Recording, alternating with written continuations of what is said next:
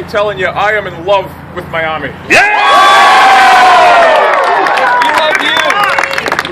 She's totally amazing. I met her 2 nights ago in this amazing dance club.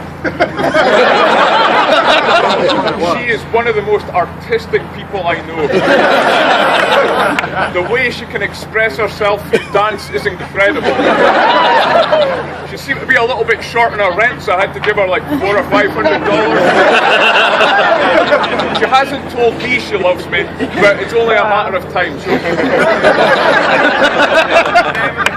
Miami, if you're there somewhere in the crowd, I love you.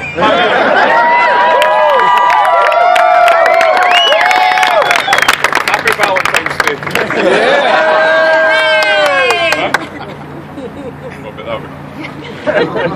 So, when I heard that we were coming to Miami, I had this awesome idea. Miami's famous for one thing. Cocaine.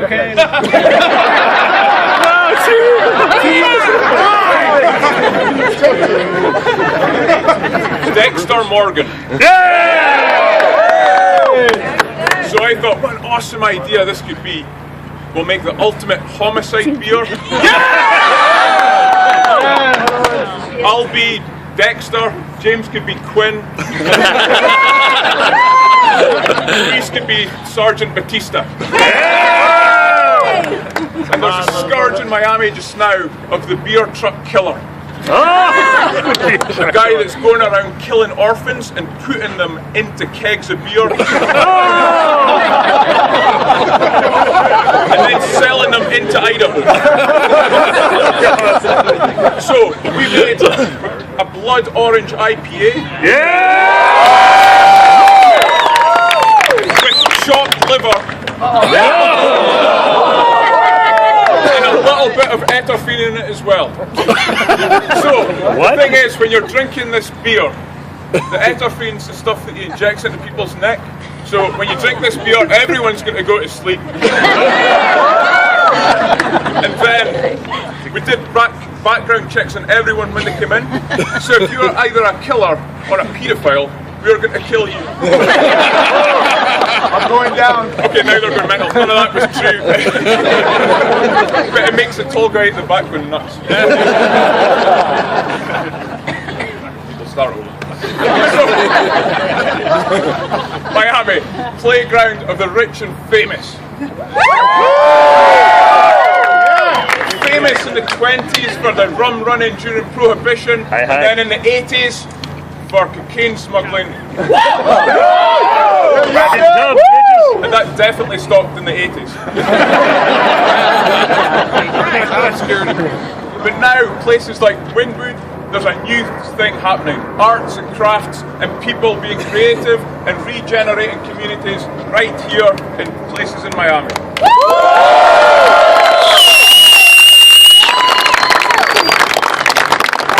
We thought we should capture all this into a beer.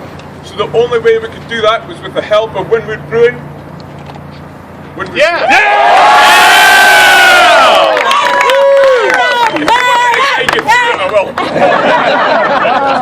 and Louis as well.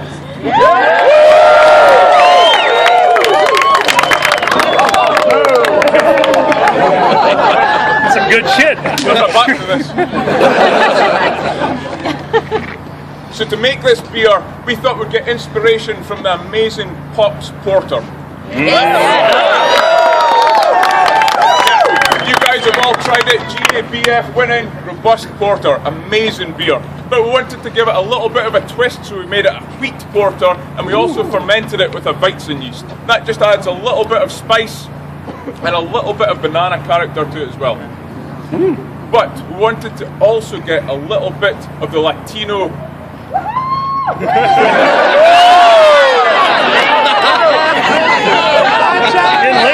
also wanted to get a little bit of the Latino food heritage in there as well, so we cooked a little bit of plantain, the smoked potatoes with Chef Giorgio at the Eating House. We caramelized them with cane sugar and then flambéed them with rum. I'm wrong? And a little bit of vanilla salt. Okay, so we wanted to brew this beer in the way that a rum runner would. So that's right out in the open ocean on an amazing fast yacht. So we had this cool setup where it was a gimbal system on the deck of the boat. But that wasn't quite enough. We couldn't just do it out in the open ocean. We had to add a little bit of spice and a little bit of rum into the equation as well. And what better way than with the help of Paul at Chef Distilled, who flew up in a seaplane. I guess that happens quite a lot. And he dropped a little package in the ocean for us.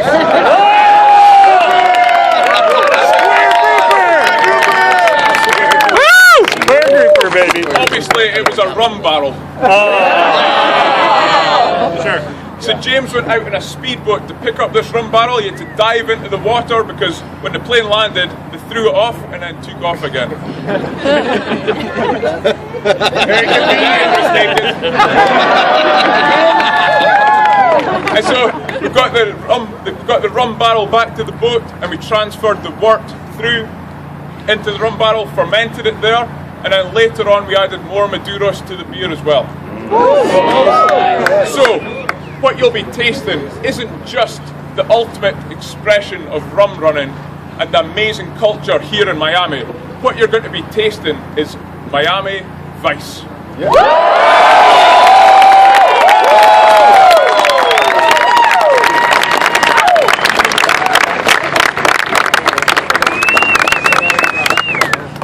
It's a little joke because it's a Vice beer. In case anyone missed that.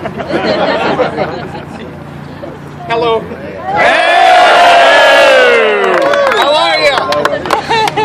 Not yet, just wait. Coming. Don't get ahead of yourself. We've had a blast here in Miami. The beer scene's evolving so quickly, and Wynwood for me is the epicenter of that. And with people like Louise making fantastic beers and people like you enjoying them, I think the beer scene in Miami is in safe hands for years to come.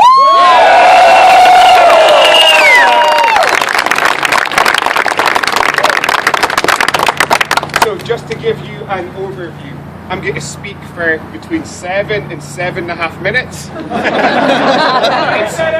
It's going to be okay, but just at the start and again at the end, there's going to be 2 quite funny bits.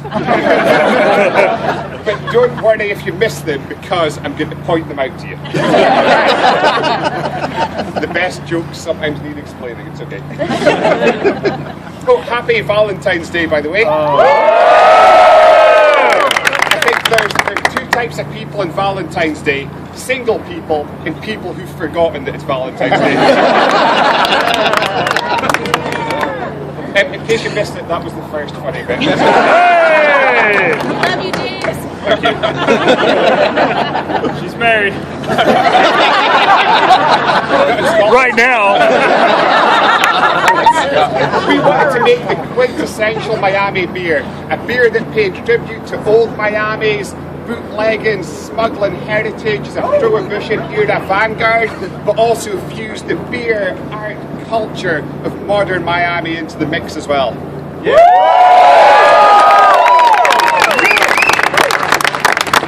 We decided to make a wheat porter, a Miami Vice beer, a beer that was perfect for enjoying on a hot day with just enough of a dark side to get you into the perfect amount of mischief.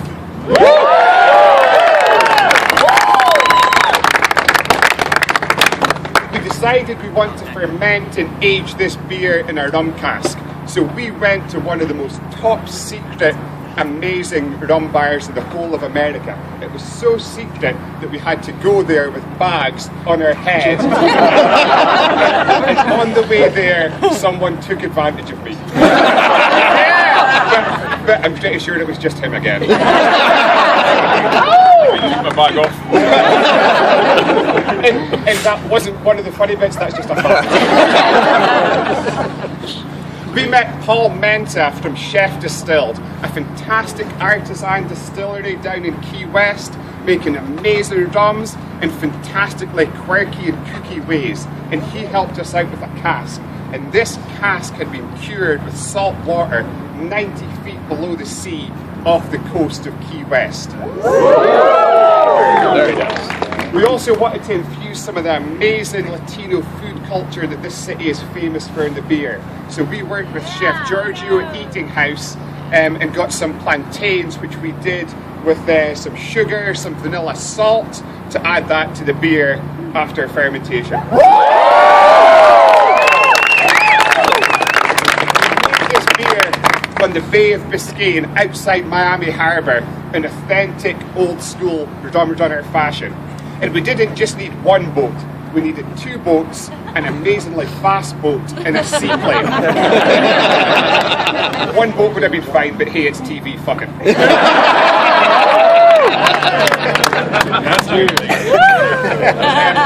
So whilst Martin and Luis were on the deck of this amazing yacht, massaging suntan lotion into each other's mouths, I put my neck and my life on the line, sipping over the waves in a speedboat to meet up with Paul, who came in from a seaplane from Key West. He landed, chucked this drum cask over the side. I had to dive in and get it and take it back to the boat. And it's that cask that we use to ferment and age this beer.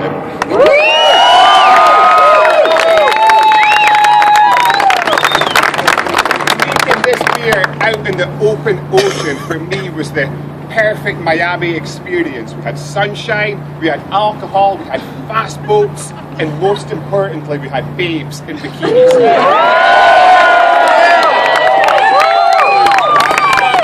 By babes in swimwear, I mean Martin and Luis.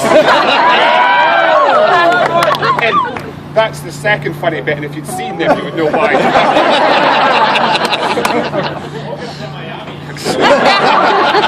Good to see Will Smith in tonight.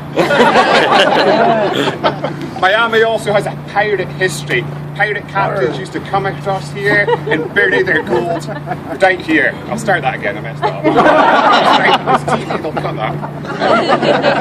Miami also has a pirate heritage. Pirate captains would come ashore here and bury their gold. But the only place that we want you to bury this liquid gold tonight is in your mouths.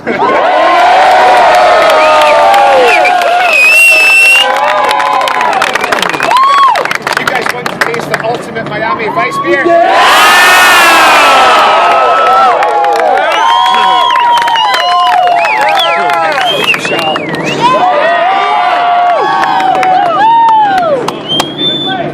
Hey guys.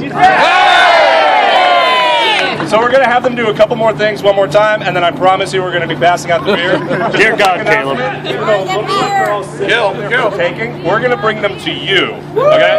Don't rush the table. Yeah. Where's it at?